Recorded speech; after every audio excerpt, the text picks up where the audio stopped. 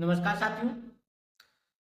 14 अप्रैल 1891 को सूबेदार रामजी सकपाल के यहाँ 14वीं संतान के रूप में बाबा भीम का जन्म हुआ। कहते हैं कि सूबेदार रामजी सकपाल को एक संत ने एक आशीर्वाद दिया था कि सूबेदार तुम्हारे यहाँ जो अगली संतान होगी वो संतान उस देश के इतिहास की धारा को मोड़ करके रख दे और इतिहास में अपना नाम अमर करेगी। लेकिन विधि का विधान देखिए कि जब बाबा भीम 6 साल के हुए तो उनकी माता भीमाबाई का निधन हो गया। सूबेदार दूसरी शादी नहीं करना चाहते, लेकिन उन्हें लगा कि बच्चों की परवरिश ठीक से हो सके, इसलिए उन्होंने जीजाबाई नाम की एक विधवा से दूसरी शादी की, जो सिरकावली नामक सेवानिवृत्त जमादार की बहन थी। धनंजय कीर बाबा साहब अंबेडकर की जीवनी में लिखते हैं कि महार अस्पृश्य और अछूतों में आते थे। महारों की गिनती एक प्रकार से अस्पृश्य समुदाय में होती थी, जिनके साथ में जातिगत भेदभाव और अन्याय होता था। ये महार सड़कों की साफ सफाई से लेकर के शौचालय, मरे हुए जानवरों को उठाने और जूठन मांगने का काम करते थे। बाबा भीम ने अपने बचपन से ही अस्पृश्यता का कटु अनुभव किया था। जब वो स्कूली शिक्षा के दौरान जब उनका स्कूल में एडमिशन हुआ तो सबल हिंदू छात्रों से उनको अलग जमीन पर बैठना पड़ता था, और जिस स्कूल में उनका एडमिशन हुआ था वहां का चौकीदार उनको ऊपर से डालकर के पानी पिलाता था, और जिस दिन वो चौकीदार ना आए तो उस दिन उनको प्यासे रहना पड़ता था। और जब कभी उनकी माँ बाजार में उनके लिए कपड़े खरीदने के लिए जाती थी तो दुकानदार दूर से ही कपड़े फेंक करके दे देता था। इस प्रकार से बचपन से ही बाबा भीम को अस्पृश्यता का कटु अनुभव होने लगा।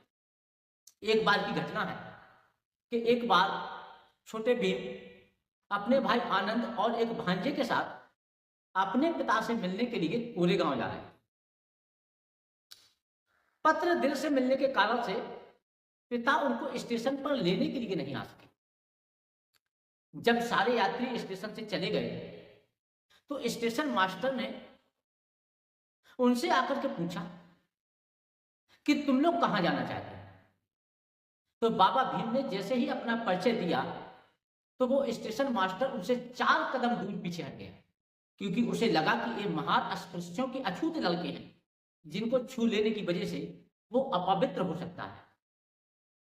लेकिन जब उन्हें कुछ समय पश्चात कोई साधन नहीं मिला अपने पिता के पास पहुंचने के लिए तो उन्होंने एक बैलगाड़ी वाले से बात की। बैलगाड़ी वाला उनको ले जाने के लिए तैयार हो गया, लेकिन जैसे ही धीरे धीरे करके वो आगे बढ़ रहा था और उसे ये मालूम चल गया कि ये बच्चे तो महारों के बच्चे, अछूतों के बच्चे, तो उसने उनको गाड़ी से पूरा करकट की तरह नीचे फेंक दिया और आग बबूला होकर के बोला कि तुम लोगों ने मेरी गाड़ी को अपवित्र कर दिया। ऐसे माहौल में बच्चे डर गए और उन्हें लगा कि अब कैसे वो अपने पिता के पास पहुंच पाएंगे।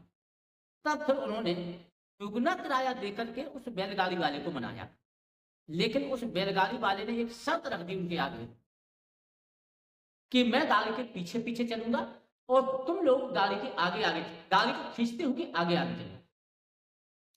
कहते हैं कि गर्मी का महीना था, बच्चे भूख और प्यास के मारे तड़प रहे। जब उन्होंने किसी से पानी मांगा तो कोई उन्हें नाली की ओर इशारा कर देता था, कोई उन्हें अछूत कहकर के उनका अपमान और तिरस्कार तक करता था। इस घटना का जिक्र बाबा साहब अंबेडकर अपने भाषणों में भी कभी कभी किया करते थे। इस तरीके का अपमान और तिरस्कार का उन्हें अनुभव अपने बचपन से ही हो गया। बाबा अंबेडकर के बारे में बहुत सी कहानियां हैं, लेकिन मैं अब उस घटना की ओर ले चलता हूं जहां से बाबा साहब भीमराव अंबेडकर के जीवन में एक क्रांतिकारी बदलाव आया और वो वास्तव में भीमराव अंबेडकर हुए। बात 1917 की है, जब वो अमेरिका और इंग्लैंड से पढ़कर के भारत आए तो उन्हें बड़ौदा नरेश गायकवाड़ के यहाँ नौकरी मिली। लेकिन इस देश की विडंबना देखिए कि बड़ौदा नरेश गायकवाड़ के यहाँ उन्हें नौकरी तो मिल गई, लेकिन अछूत होने की वजह से उन्हें रहने के लिए किराए से कमरा नहीं मिला। और जब उन्होंने अपनी पहचान छुपा करके एक किराए से कमरा ले भी लिया, तो जैसे ही उनका भेद हो गया, वैसे ही उनका सामान उठा करके सड़कों पर फेंक दिया गया।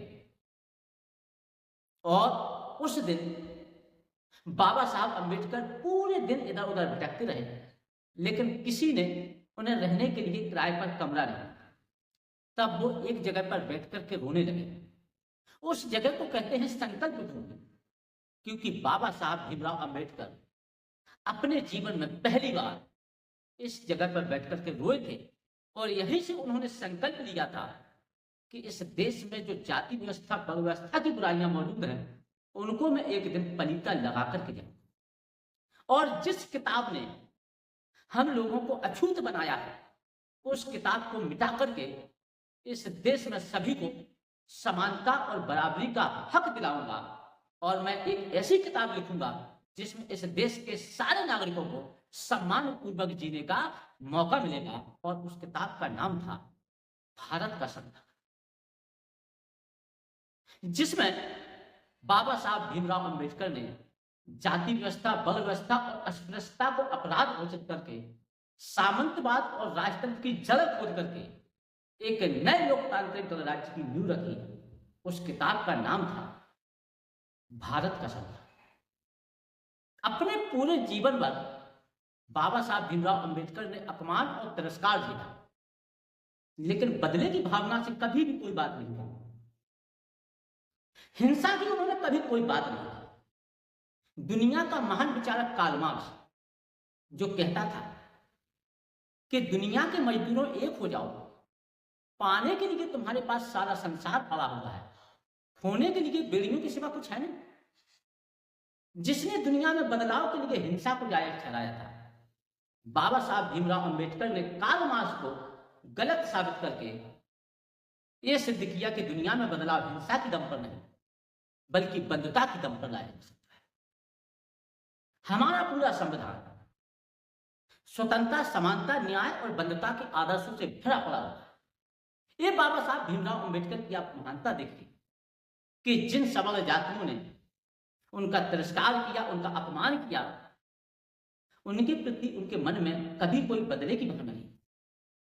उन्होंने संविधान की प्रस्तावना में पहला शब्द लिखा, वो शब्द था बंधुता, कि ये देश प्रेम, सहिष्णुता और बंधुता से चलेगा, नफरत, हिंसा और घृणा से नहीं चलेगा। कहते हैं कि जब भारत का संविधान लिखने की बारी आई तो सरदार वल्लभ भाई पटेल और जवाहरलाल नेहरू महात्मा गांधी के पास एक प्रस्ताव लेकर के पहुंचे, जिसमें वो दुनिया के महान कानूनविद और संविधान के महान विशेषज्ञ आइवर्स जेनिंग्स को भारत की संविधान सभा का संवैधानिक सलाहकार बनाना चाहिए। महात्मा गांधी ने सरदार वल्लभ भाई पटेल और जवाहरलाल नेहरू के इस प्रस्ताव को ठुकराते हुए कहा कि हमें किसी विदेशी आइवर्स जेनिंग्स की जरूरत नहीं है। भारत के पास में अपना खुद का आइवर्स जेनिंग्स है, और वो है बाबा साहब भीमराव अम्बेडकर। बाबा साहब भीमराव अम्बेडकर के बारे में उन्होंने कहा कि वो एक विद्वान व्यक्ति, आप उनके बिना इस देश के एक बेहतर संविधान की कल्पना नहीं कर सकते। और बाबा साहब भीमराव अम्बेडकर ने इस सिद्ध भी किया। उन्होंने अपनी कड़ी मेहनत और लगन की वजह से भारत का एक बेहतर संविधान बना दिया। इसलिए हम उन्हें फादर ऑफ कॉन्स्टिट्यूशन भी कहते हैं। तो ये बाबा साहब की जयंती के अवसर पर हमने बाबा साहब के बारे में थोड़ी सी बातें की।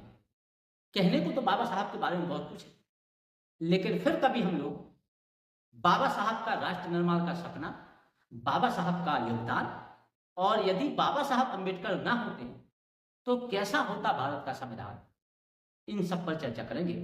आज के लिए इतना ही। धन्यवाद।